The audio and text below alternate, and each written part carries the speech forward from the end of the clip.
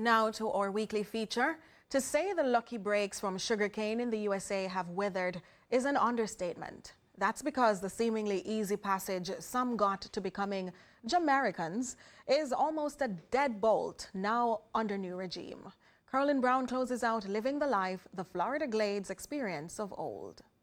The life defies time and laws, surpasses storms, hurricanes, wars, recession, pandemics. So, sugarcane swung the door wide open for Jamaican farmers to step boldly onto USA soil.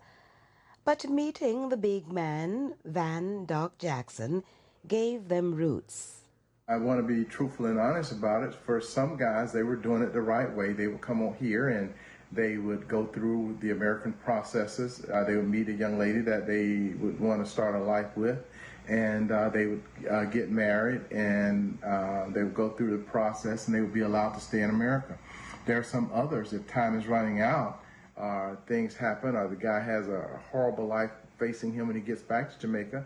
Some would decide to just stay in America, and they would get a job, get a place to stay, and just not go back. And and there are still opportunities for them once they were in America to then work their way forward and try and become an American citizen. And many did that, and he helped them to do that. How did they? Well, he would help them by, a lot of times the guys would not have jobs. He would help them get a job, or give them a job. Every season they are coming up, so you see the faces and you remember them from the years before, and you know that that's a guy who always patronized your business. So it's pay up time. It's time to pay the guy back. It's time to help him, become an American citizen, and he would do that. Having been an officer of the law, no one was going to question his signature being supporting someone who wants to stay in America. There are some guys that stayed around, and they maintained long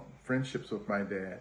My dad recently passed about 2 years ago, but he was 89 when he died, so a lot of these guys came over. Well, those chanced lasting relationships cemented by the senior Jacksons are now still something to talk about. I know what it's like to have a guy be down on his luck and not have money and come to my mother and father and say, hey, can you guys, they might be living in one of our rental properties, and they was like, can you carry my family for the summer? Working in the fields, doing whatever crops, and following the season in the different places where life would take them. And so a lot of the guys would up and leave and had to leave their family behind. Nowadays, would it be considered okay for him to have helped the way he did? Absolutely not. The process is much more difficult than what it was at that time.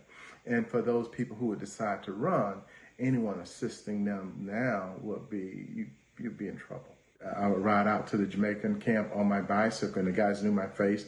They would be cooking, and the guys would be in line, and I love Jamaican food. I would get in line just like one of them, and I was always welcome. I could always have anything I wanted. I was always treated great as a kid, and a lot of it was because of my parents. Talking about that, apart from sugar.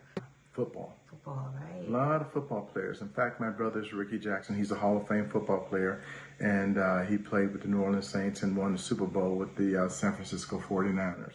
Carolyn Brown for Living the Life, CVM News.